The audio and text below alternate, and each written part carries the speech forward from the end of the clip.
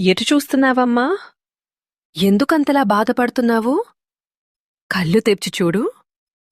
నీ ఎదురుగా, నీలోనే నేనున్నాను. నీ కంట నీరు వస్తుంటే ఈ జగన్మాత హృదయం ద్రవించదా? లోకమంతా నిన్ను వదిలేసినా నీ వెన్నంటే ఉండే నీ అమ్మను నేను ఉండగా నీకు ఒంటరితనం ఎందుకు? నీ కష్టాలన్నీ నా పాదాల దగ్గర వదిలే. నువ్వు పడే ప్రతి కన్నీటి బొట్టుకు నేను ఒక అర్థాన్ని ఇస్తాను. నీ సంకల్పం బలహీనపడినప్పుడు నా శౌర్యాన్ని నీకిస్తాను.